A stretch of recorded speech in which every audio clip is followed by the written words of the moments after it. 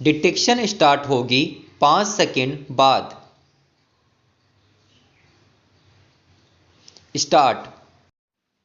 विदेश व्यापार नीति 2023 की बात करें तो यह ई कॉमर्स और अंतर्राष्ट्रीय लेन देन को आसान बनाते हुए सेवा अदायगी पर जोर देती है। यही वजह है कि निर्यातकों को डिजिटल मोड अपनाने के लिए प्रोत्साहन मिलता है। डिजिटल कौशल विकास और डिजिटल नीति फ्रेमवर्क को देश की आर्थिक गतिविधियों और व्यावसायिक लेन देन में लाने से भारत में विश्व का दूसरा सबसे बड़ा स्टार्टअप इकोसिस्टम स्थापित करने का मार्ग साफ हो गया है।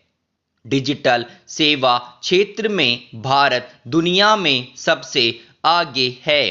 इसका अंदाजा इसी बात से लगाया जा सकता है कि देश में 60% से ज़्यादा सेवा निर्यात आज डिजिटल मोड में है, जबकि इसका वैश्विक प्रतिशत औसत महज 30% ही है।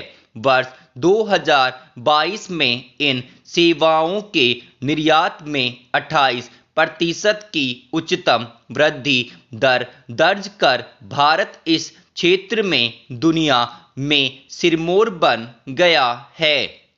विश्व व्यापार संगठन की हाल ही जारी ग्लोबल ट्रेड आउटलुक की एक रिपोर्ट के अनुसार डिजिटल सेवा निर्यात में दूसरे देशों की बात करें तो इनकी वृद्धि दर अमेरिका में 6%, रूस में 11%, जर्मनी व फ्रांस में 6%, जापान में 5% तथा यूके व चीन में 1% रही है।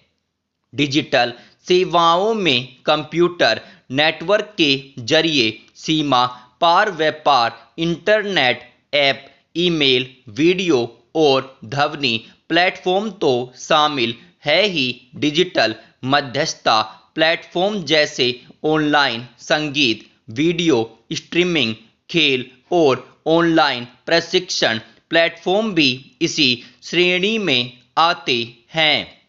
भारत की बात करें तो सबसे खास बात यह रही कि कोविड संकट काल में भी डिजिटल सेवाओं में तेजी से वृद्धि का दौर जारी रहा, जबकि उस दौर में सीमा पार गतिविधियों पर पाबंदी के चलते पारंपरिक सेवा क्षेत्र में विश्वव्यापी गिरावट देखने को मिल रही थी। इस वृद्धि का अंदाजा इसी बात से लगाया जा सकता है कि वर्ष 2022-23 में कुल सेवा निर्यात 26.8% की दर से $323 अरब के रिकॉर्ड स्तर पर पहुंच गया।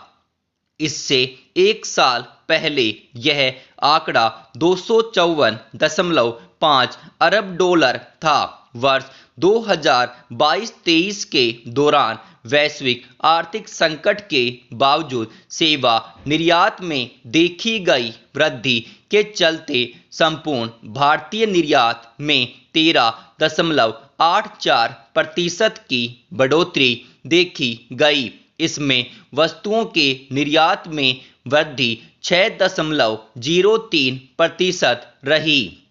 दरअसल भारत ने तेजी से ऐसा तंत्र विकसित कर लिया जो डिजिटल सेवा निर्यात की सुविधा प्रदान तो करे ही, साथ ही भविष्य की व्यापार रणनीति का सहारा भी ले। स्वाभाविक रूप से इसका डिजिटल सेवा निर्यात में उल्लेखनीय रूपांतरण हुआ। इसका सबसे बड़ा कारण भी यही रहा कि भारत ने कोरोना की आपदा को अवसर में बदला, जिससे ई कॉमर्स और ऑनलाइन व्यावसायिक लेन देन में वह प्रतिस्पर्धी बनकर उभरा।